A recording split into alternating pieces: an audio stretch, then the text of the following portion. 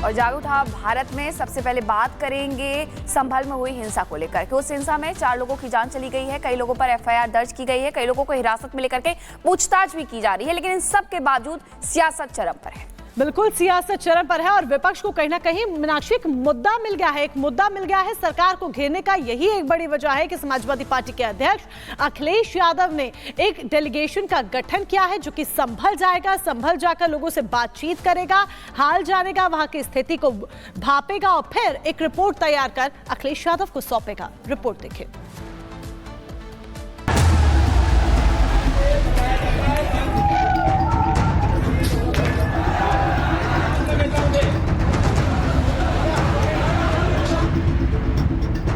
संभल में मस्जिद सर्वे के दौरान भड़की हिंसा महज संयोग है या प्रयोग, इसकी जांच जारी है। लेकिन हिंसा पर जिस तरह की सियासत हो रही है उससे विपक्ष की पोल जरूर खुलती नजर आ रही है।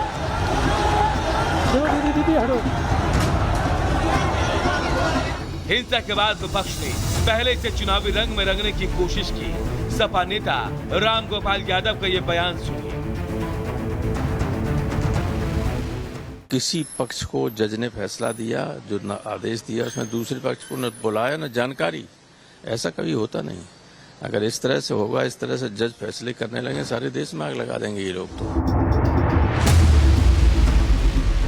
लेकिन जैसे जैसे पुलिस की जांच आगे बढ़ती गई, आरोपियों पर शिकंजा कसता गया, विपक्ष का स्टैंड भी बदला और हिंसा के लिए पुलिस को ही जिम्मेदार बता डाला। अखिलेश के बयान के बाद संभल के सांसद जियाउर रहमान बर्क ने भी अखिलेश के सुर में सुर मिलाया। आप लोगों पे सब वीडियोस हैं, जगह जगह से वीडियोस मिले हैं, कवरेज है पूरा का पूरा कराया गया ये दंगा है। और किसने कराया? सरकार ने कराया। इतनी लापरवाही और अपनी उस चीज को छुपाने के लिए इस टाइप की घटना को हमारे सर मंड रहे हैं। मैं वहाँ सर जब बाहर था, ये घटना हुई, पुलिस प्रशासन ने हमारे लोगों को टारगेट कर करके और उनकी जान माल का जो नुकसान पहुंचाया है वो इसके जिम्मेदार हैं। दरअसल विपक्ष हिंसा के बहाने पुलिस के कंधे पर बंदूक रखकर सीएम योगी को टारगेट कर रहा है और विपक्ष का मकसद सबको साफ साफ नजर आ रहा है। इसी बीच सपा ने संभल हिंसा की जांच के लिए अपना प्रतिनिधिमंडल भेजने का ऐलान किया है।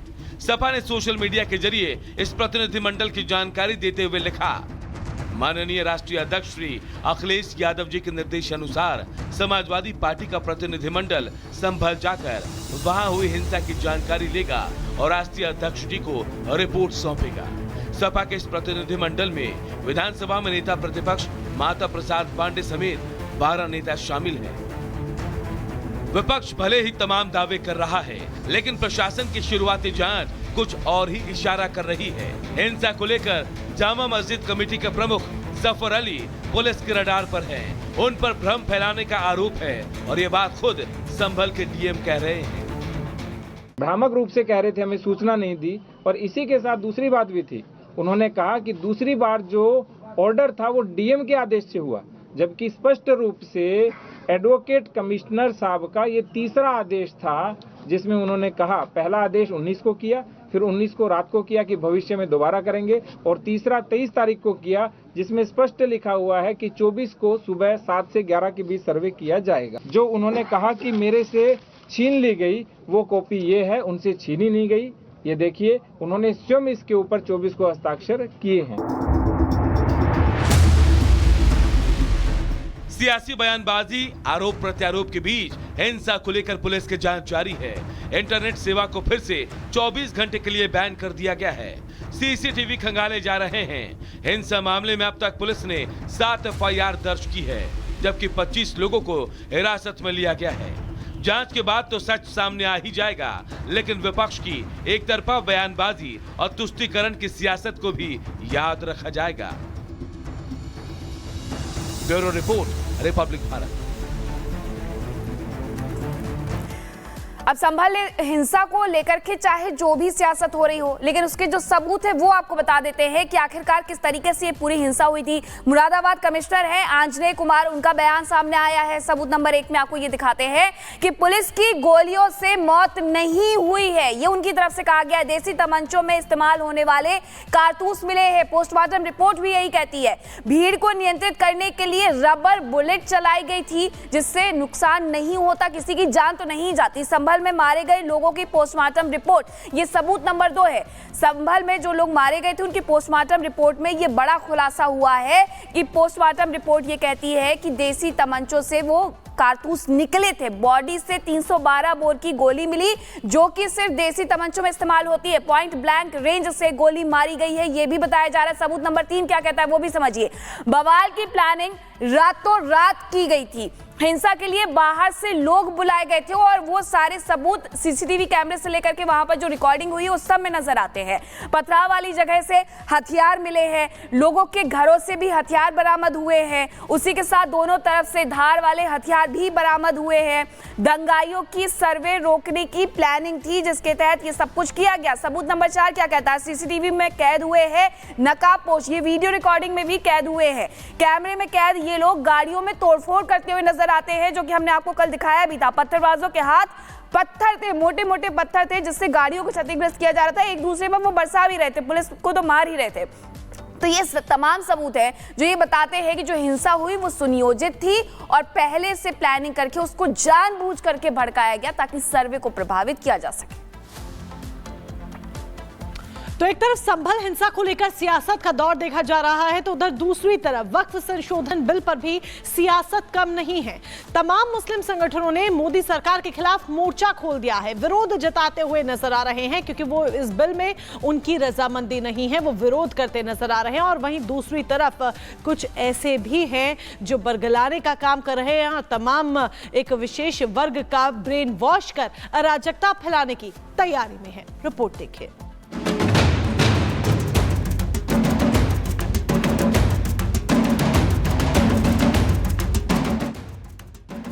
वक्फ पर ऐलाने जंग की ललकार।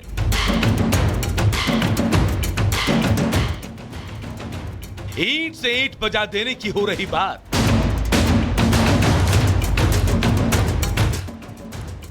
संसद से सड़क तक संग्राम।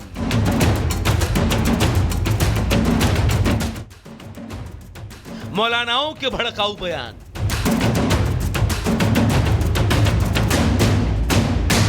बाबा साहब आम्बेडकर जी ने जो संविधान हमें दिया है ना, जिस संविधान की रक्षा के लिए हम प्रतिबद्ध है, संविधान में वक्फ कानून का कोई स्थान ही नहीं है। लेकिन फिर भी कांग्रेस ने तुष्टीकरण के लिए वक्फ बोर्ड जैसी व्यवस्था पैदा कर दी। ये इसलिए किया गया ताकि कांग्रेस के परिवार का वोट बैंक बढ़ सके। सच्ची पंथ निरपेक्षता को कांग्रेस ने एक तरह से मृत्यु दंड देने की कोशिश की है। वक्फ पर सरकार संशोधन बिल लेकर आई तो मुस्लिमों के नाम पर सियासत करने वाली जमातों की जमीन खिसकने लगी। पूरे देश के मौलानाओं के बीच हलचल मच गई। सरकार के फैसले की बौखलाहट भी साफ नजर आने लगी। दिल्ली, जयपुर, पटना के बाद अब बेंगलुरु में वक्फ बिल के खिलाफ मुस्लिमों का बड़ा जलसा बुलाया गया। मौका था सरकार के संशोधन बिल के खिलाफ लोगों को एकजुट करने का, लेकिन वहां के मौलानाओं ने माइक थामा तो सरकार के खिलाफ जहर उगलना शुरू कर दिया। देश में अराजकता फैलाने की अपील की जाने लगी, ब्रेन वॉश किया जाने लगा। इस पर बात नहीं बनेगी। आपको दिल्ली पहुंचना है, दिल्ली के पार्लियामेंट का घेराव करना है, वहां के रोड को जाम करना है, वहां जाकर अपना ऐतराज दर्ज करवाना है। तो मेरे दीन के मतवालों, तुम उसके लिए तैयार हो? अपने अपने अगर आप खुद ये तय कर लें और फैसला कर लें कि हमारी जान चली जाए, हमारा माल चला जाए, हमारी इज्जत चली जाए, लेकिन हम इस मतीन के चिराग को अपनी जिंदगी अपने सीने के अंदर हमेशा साथ में रखेंगे, हिफाजत करेंगे और जाएंगे तो इस सीने में ईमान की चिंगारी लेकर दफन होंगे। इस पर बात नहीं बनेगी। आपको दिल्ली पहुंचना है और दिल्ली के पार्लियामेंट का घेराव करना है और वहां के रोड को जाम करना है और वहां जाकर अपना एहतजाज दर्ज करवाना है।